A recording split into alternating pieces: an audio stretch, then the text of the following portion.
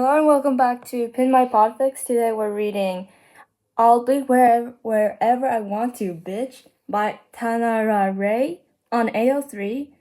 I got their permission like a bit later than, I expected, but I did tell them no rush, so yeah. I hope you enjoy this, and I know you said you will binge this, so I will be putting out as much of this as I can for you. Now on to the summary. Summary. He leans forward on his elbows and creates a mental list. Step 1. Find out why the fuck he isn't sweating nitroglycerin anymore. Step 2. Find out where exactly, and possibly when exactly, he is. Step 3. Find out how to get back home. Step 4. Kick ass. Step 4 can be applied at any step of the way.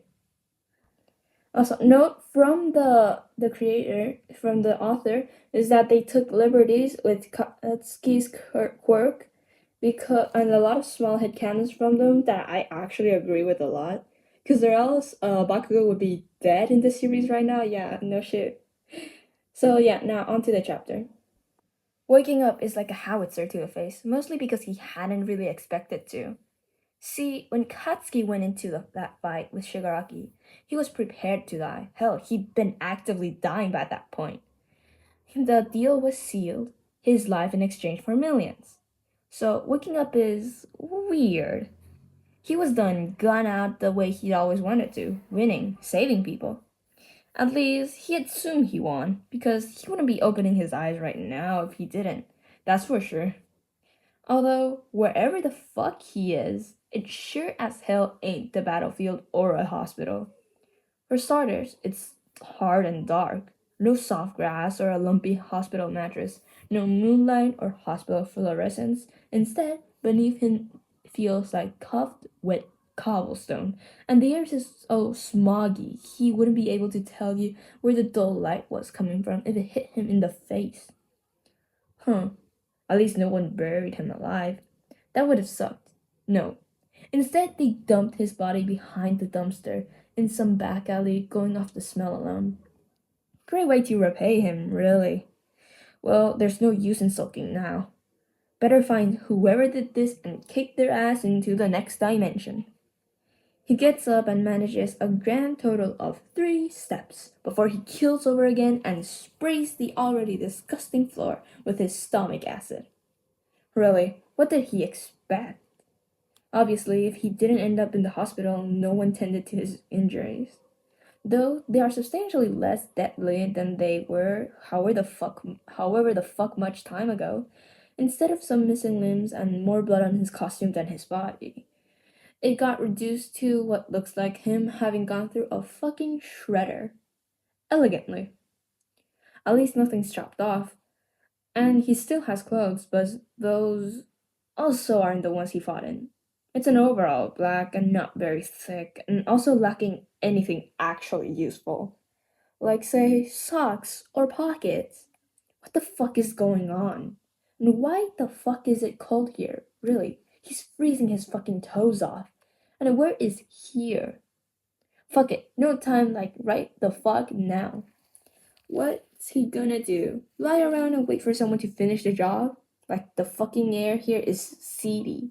He'll be stabbed and rifled through for change before he's even fucking process this shit.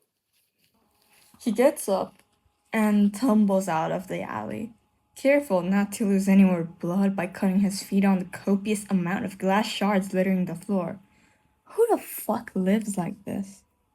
Americans, it turns out. He somehow landed in fucking America, because there sure as hell is no city in Japan that looks like this, and has English street signs. But that's unimportant. Important is the literal smog in the air, the trash scattered all over the alley behind him, and the prostitutes giving him the side eye from the other side of the street. Why the fuck did he have to be dumped in the worst parts of America, too? The parts that look like they're from the last century without Gothic architecture and the lack of billboards. Hey, kid, get off the streets. This ain't your place and time. Okay, English. He's the top of his class in every subject, including English. But This is an accent he's never heard before. Sounds New Jersey, but yeah. I don't know. I'm just gonna spell it out. Ghetto. I'm just gonna say ghetto. Yeah. I'm just gonna say ghetto. Oh fuck. Is he in the ghetto? I'll go wherever the fuck I damn well please to. Shut your face. Judging by their kinda confused faces, they did not expect the Japanese accent. Well, fuck them. Their language is bullshit, and he'd like them to see them try Japanese. But oh, miracle of miracles, they actually leave him alone. God, this is the life. He'd missed it, being able to do things without the constant prodding of extras trying to get all up in his business. Yes, he'll walk around on dark ass streets in the middle of the night, bleeding out of several deep gashes through what is essentially a useless fucking onesie. What's it to ya?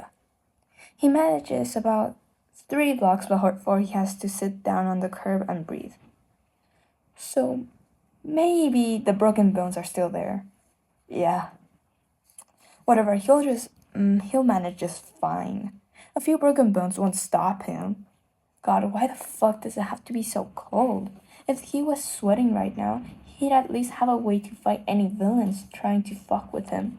But no, he's shivering his ass off instead in this stupid fucking onesie that does fuck all to help against the cold. But he ain't no pussy.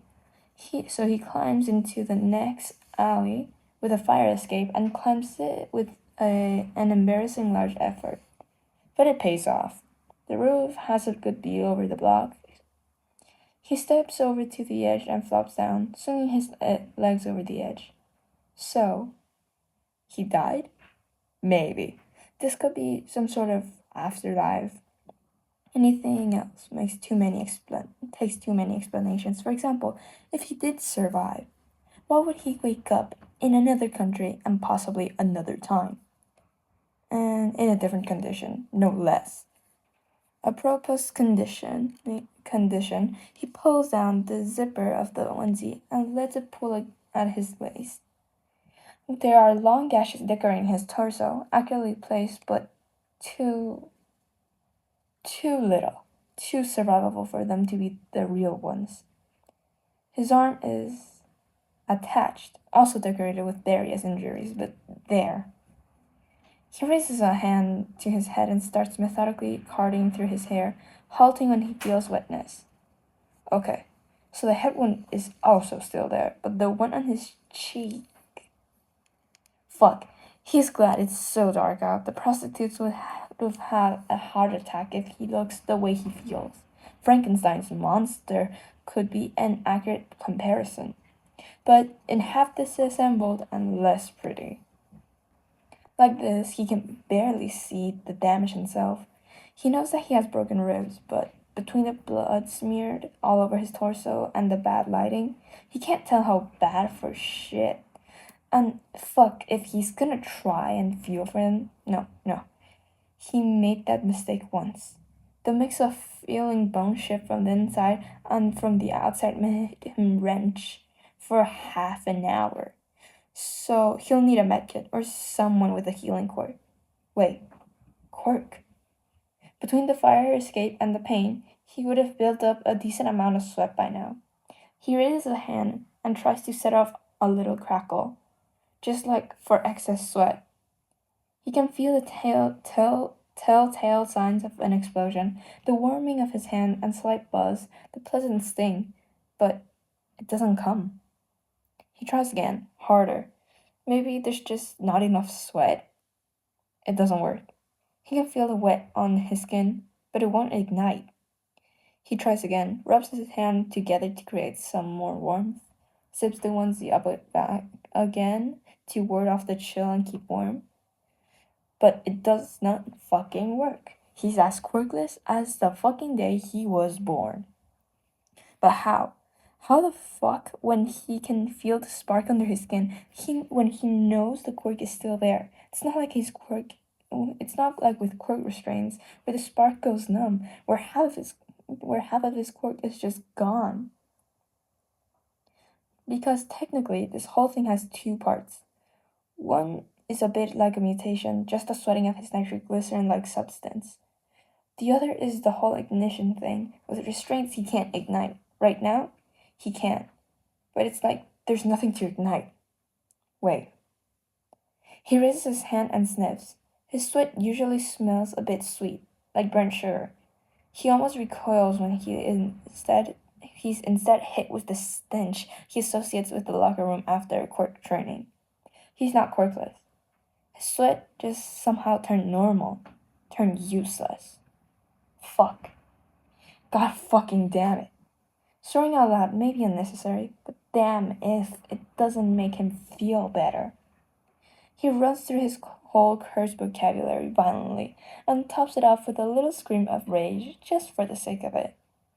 Why him? Why always him? No, the whole kidnapping thing wasn't enough. The war wasn't enough. Now he's stranded somewhere random in a virtually useless quirk and weirdly placed injuries and no idea how to get home.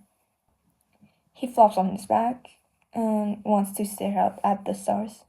But there are no stars, because he's in some random ass disgusting city with the worst light pollution ever and no idea how to get the fuck away. So he sits up again and busies himself with people watching while he comes up with a plan. He leans forward on his elbows and creates a mental list. Step 1. Find out why the fuck he isn't sweating nitroglycerin anymore. Step 2. Find out where exactly and possibly when exactly he is. Step 3. Find out how to get back home. Step 4. Kick ass.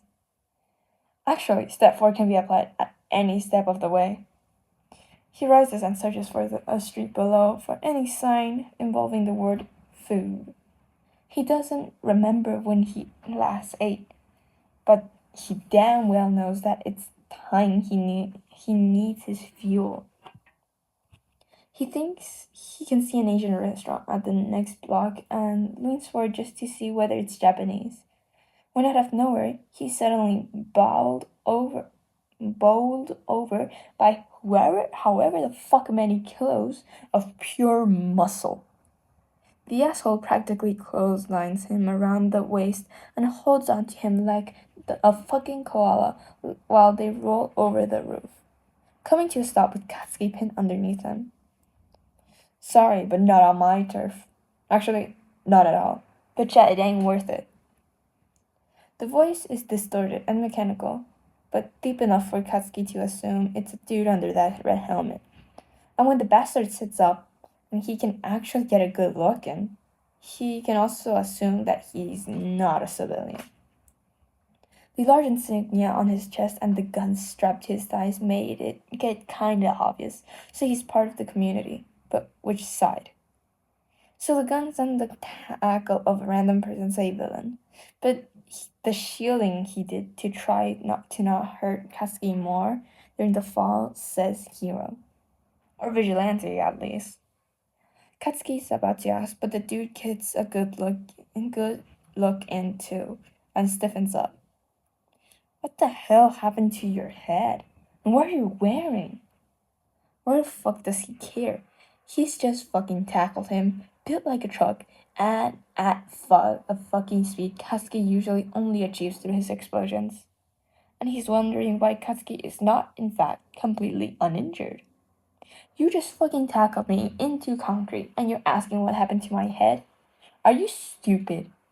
He seems to be, because he just stares down at him like an idiot. Not fucking answering, and also not getting up. But unfortunately for the brick house bitch, Katsuki is a pro hero in training and will destroy him. So before he can actually respond, Katsuki swings his legs around his waist and pulls him off, scrambling into a standing position and putting up his fist. Even without a quirk, he's the best fighter of his class. He can take him. Even if he's a few inches taller and twice as broad, and has guns and armor. Sometimes Katsuki hates that he's given up all his consuming narcissism, or the facade of it at least. Back then, he could have actually fooled himself into believing he could take the brick house bitch down. Don't get him wrong, he's not suddenly insecure or some shit. He knows he's good, one of the best, but he's also virtually quirkless right now. And injured. At a painfully disadvantage he really fucking hates to admit. And now that he actually did die the way he wanted to, he can admit that it's hard to top that. He gave his sacrifice, and look where he ended up. He won't go into a fight he knows he'll lose just because of his pride. He's not that person anymore. He likes to think he's grown out of that. And he knows he'd lose this one. Because bitch is big, jacked, armed, and obviously no stranger to combat. Kid, where are you from? That sounds racist. Is that racist? If he's a racist, fuck character development. He's gonna beat that bitch to the ground. I'm from Japan. Fuck nuts. Why that a problem to you, you racist? Wanna throw down? The dude blanches. Like, accusing him of racism is actually the most hurtful thing Katsuki could have done. What? No, I'm not a racist, but you kinda look like an outsider, not like a Gothamite. Gothamite? Is that an insect? Why would he look like an insect? Or not like an insect? The fuck's a Gothamite? Fucking knew it. You're not a Gothamite. Wouldn't be hanging around here if you were. What the fuck's a Gothamite? And who the fuck are you and where the fuck am I? Katsuki's down now. Actually, he wants answers and he wants them now. And he will commit violence to get them. So that brick house bitch better get to it. You're in Gotham. Fuck if I know how you got here. If you don't even know where you are, but you're obviously not a native, a Gothamite, and I'm the Red Hood. Wow, talk about bad branding. Or is hood another English word for helmet? If it is, okay. A bit on the nose, but what's his problem? If it isn't, fucking stupid, really. But Gotham. Not a city Katsuki's ever learned about in English. And they talk about most of the bigger cities and some smaller ones. It's probably like really small because who actually wants to live like this? Assuming the whole city lives like this, no one, right? Great. Where is Gotham? Now it's my turn. Where did you come from? And why the fuck are you wearing a onesie in winter and no shoes? Why do you care? Not your problem, bitch. I care because you just tried to kill yourself and also look like someone just beat you up. And can't be any older than 12. 12? Bitch, I'm 16. And when did I try to kill myself? 16? You're like 5 foot max. You're not 16. And what the fuck else was that supposed to be? I'm Asian, extra. Obviously, I'm not a fucking beanpole. But just answer the damn question, Pipsqueak. Why did you try to jump? Jump? When? Oh, okay. I didn't. If I wanted to take a swan dive, I would have done years ago. I ain't no pussy. I don't give up. Then why run around on rooftops? The fuck you doing out here dressed like that? Oh my god. Fuck if I know. I woke up like this in some random trash alley, moron. I don't have any answers for you. Maybe that was too honest. No, screw maybe. That was definitely too honest. Just admitted that weakness to an armed enemy while severely handicapped. Fuck. Did he get some sort of brain damage on top of all of the other shit? Dumb question. There's blood matting his hair. Obviously, he has a head injury. Damn it, he can't afford this shit right now. Wait, an alley? Why is that the part he's hung up on? And why not the I don't have answers part? Yes, an alley. That's where he's gonna go now because no way in hell is Brick House Bitch able to help him, and Katsuki ain't gonna spend any more time in the presence of an armed person he doesn't know, especially not like this. He turns on his heel and sprints over to the fire escape, jumps down despite the broken ribs, which he immediately regrets. But instead of whining like a bitch, He takes the rest of the stairs, drops to the disgusting old alley floor, and heads in the direction of the Asian food store / restaurant he'd seen from the roof. He crosses 2 streets and is almost there when Brickhouse Bitch drops down in front of him like some freak and grabs for his arms. Isn't it a bitch for him that it's the arms smeared with blood, making the fabric extra slimy and the task pulling away incredibly easy? Katsuki slips around him, and his fingers are 2 fucking centimeters away from the fucking door when his wrist is grabbed and the moron turns him around like he is a fucking marionette on a string. So, his quirk is probably some kind of super strength. Which alley? What the fuck? That's it? The bitch chases him down to ask which fucking alley he woke up in? This is why Katsuki doesn't like America. The people are all crazy. Evidently crazy enough that no one can tell who's a hero and who's a villain. What the fuck is wrong with you? I don't fucking know which alley. I wasn't exactly looking around for street signs. He tries for the door again, but Brickhouse Bitch effortlessly keeps him right the fuck where he is, and out of the corner of his eye, he can see the owner of the shop flipping the sign from open to closed with a terrified look. That speaks for Brickhouse Bitch being a villain. What fucking side are you on? You a villain? Do I gotta kick your ass? A snort. Kid, you sure you ain't 12? Yes, I am damn sure. The fuck you talking about? Just answer my damn question. You sure cuss a lot for a 12-year-old. Katsuki jabs an elbow into his wrist and ribs and twists out of his grip. He's already 2 steps into a new escape attempt when Brickhouse Bitch trips him up and pulls out one of his guns. Okay, I've had enough of this. Answer my fucking questions, kid, and I don't hurt you. He fucking knew it. He knew that's a villain the second he got clotheslined. And now he's on the floor with a gun aimed at his head because he doubted it. Because the dude was talking about jumping like he cared. Fuck that brain injury is turning him into the nerd. And yeah, that was chapter 1 of I'll Bleed Wherever the Fuck I Want, Bitch. Want to Bitch by TanaraRay.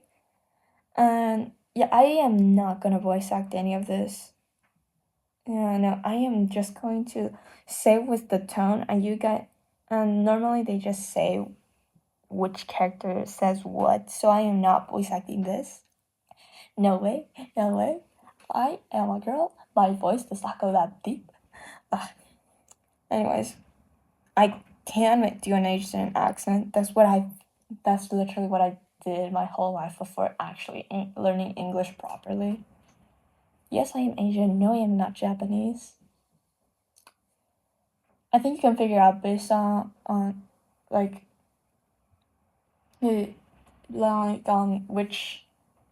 my perfect name. It's more of a mix up between my name and a nickname that I've had ever since 2. So yeah, go check the creator out. Link in the description and everything. And I don't know.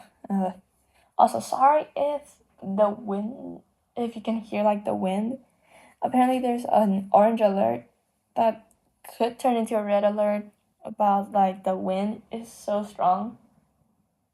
God, the chairs are getting blown away. Anyways, now, yeah, this is a pretty long video, so stay tuned for the next one. I don't know when I will post it. I need to check up on the chairs.